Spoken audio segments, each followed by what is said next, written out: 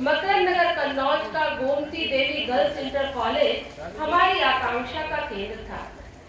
विद्यालय में पहुंचकर ऐसा लगता मानो हमारे शरीर पर पंख उगाए।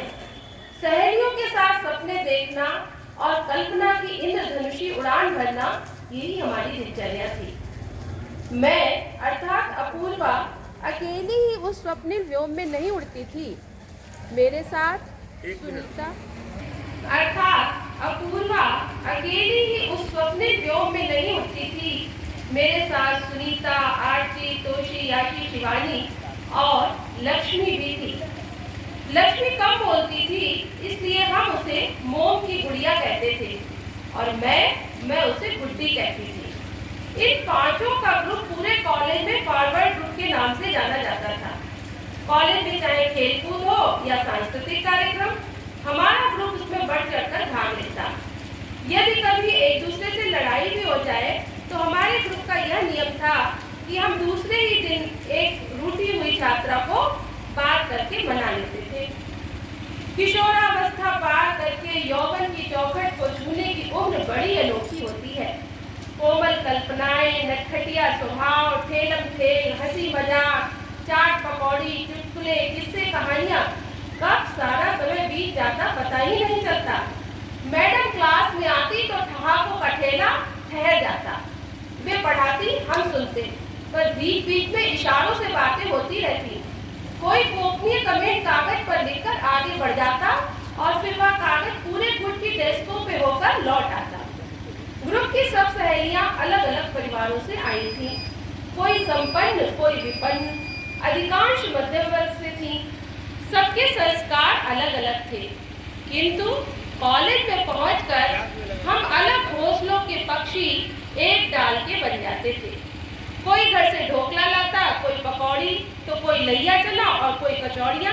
पर इंटरवल में सब एक अखबार पर उलटकर साथ साथ खाते। महाविद्यालय में साहित्य पढ़ाते समय नवरसों की चर्चा चलती। आचार्य रामचंद्र शुक्ल ने वात्सल्य को 10वां रस माना है, पर हम सहेलियों के बीच 11वां रस साकार होता, अर्थात बतरस। महाकवि बिहारी ने इस बतरस का अति मधुर वर्णन किया है। बतरस में जो आनंद है वह शांत, वीर और श्रृंगार में कहाँ। तो भाई हम सहेलियां बतरस के नए नए अंगों और उपांगों की खोज करके एक दूसरे पर छींटा कसी करती और ठहाके लगाती। हम सबके बीच लक्ष्मी अधिकतर खामोश ही रहती, कम बोलती। जब सब ठहाके लगाते तो वह मुश्किल से मुस्कुरा देती। आरती का एक दिन जन्मदिन था। सबको अपने घर बुलाया। हम सहेलियों ने ताना मारा, ऐसे नहीं आएंगे कि कॉलेज में कह दिया, घर आकर बुलाओ। तो वह हमारे घर निमंत्रण देने आई। उसने मुझसे कहा, मुझे लक्ष्मी के घर भी जाना है, मैं तो कभी गई नहीं। मैंने कहा ठीक है, मैं तुम्हारे साथ चलूंगी। हम दोनों चले। सब सहेलियों के घर थोड़ी थोड़ी देर रुके। सभी मध्यम वर्ग परिवार से थी, पर लक्ष्मी का घर एक गली में था। कार को सड़क पर रोककर हम दोनों ने ड्राइवर के साथ एक गली में प्रवेश किया। ड्राइवर ही उसके पिता को जानता था और उसका घर भी। एक साधारण सा अधकच्चा मकान। एक ओर की दीवार थोड़ी गिरी हुई, कोई भी आंगन में झांक ले। दरवाजे से घुसते ही देखा बाहर कमरे में कटी छिली लकड़ी के टुकड़े बिखरे हैं और औजार भी। ड्राइवर ने धीरे से कान में फुसफुसाकर कहा, लक्ष्मी के पिता बढ़ई हैं, उनके पांव में गंभीर चोट लग गई थी, अब घर पर ही काम करते हैं। तब तक लड़ाते हुए लक्ष्मी के पिता आ गए। बोले, आओ बिटिया, और उन्होंने चारपाई बिछा दी। हम लोग बैठना चाह ही रहे थे, उसी समय लक्ष्मी भी आ गई। बर्तन मांज कर आई थी। उसके हाथों की कालिख जल्दी जल्दी में पूरी तरह साफ भी नहीं हो पाई थी। हम दोनों उससे लिपट गए, हाल चाल पूछे। उस उम्र में कोई कॉम्प्लेक्स नहीं होता। उस उम्र में अपना सो अपना, उसका सुख दुख, उसकी संपन्नता विपन्नता सब अपनी। लक्ष्मी गुड़ और 2 गिलास पानी ले आई। बड़ा मजा आया गुड़ और पानी में। निमंत्रण देकर हम सब लौट आए। शाम को आरती के घर पर जन्मदिन की पार्टी संपन्न हुई। केक कटा, हैप्पी बर्थडे टू यू शोर के बीच गुब्बारे फोड़े गए। फिर केक, चाट, मिठाई, चॉकलेट के चटकारों के साथ साथ उपहार देने की होड़।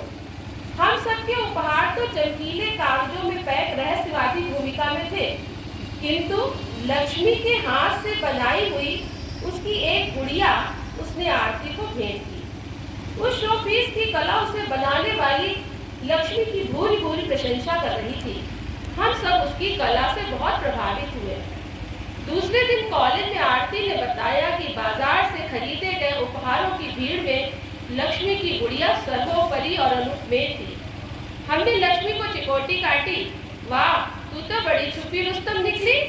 लक्ष्मी ने उसी चित पर चित मुस्कान से हमें भिगो दिया। इंटरमीडिएट पास करके सब सहेलियां डिग्री कॉलेज में आई। नया सत्र प्रारंभ हुआ, पर लक्ष्मी नहीं दिखी। इधर उधर पूछने पर पता चला कि ग्रीष्मावकाश में उसका विवाह हो गया। वह ससुराल में है। सबको आश्चर्य हुआ, इतनी जल्दी। तब किसी ने बताया कि उसके बीमार पिता नहीं माने और उसकी पढ़ाई बंद करा के उसके हाथ पीले कर दिए।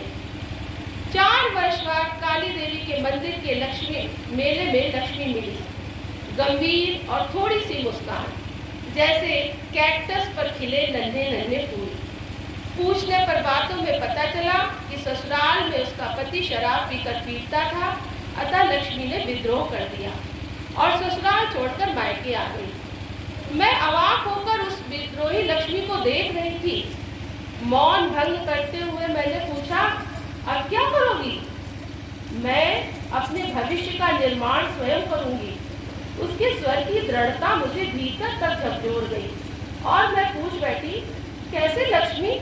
तुम्हारा कोई भाई भी नहीं है, माँ वृद्धा है, पिता है नहीं, अभी तुम्हारी उम्र ही क्या है? पहाड़ जैसी जिंदगी सामने है और समाज तो बड़ा निर्मम है, कैसे लड़ोगी इस समाज से? लक्ष्मी ने अपनी उंगली मेरे मुख पर रखते हुए उसी गंभीरता और शालीनता से कहा, क्या इंटर कॉलेज डिबेट में बोल रही हो? तुम बोलती बढ़िया हो, इसीलिए हर बार इनाम दे जाती थी।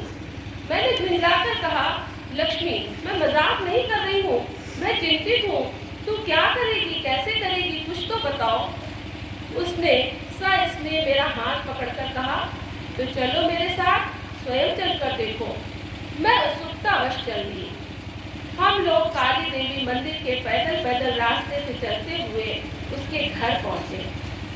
कच्ची दीवार अब पक्की हो गई थी। आंगन अभी कच्चा था, लेकिन गेरू डालकर गोबर से लिपा हुआ।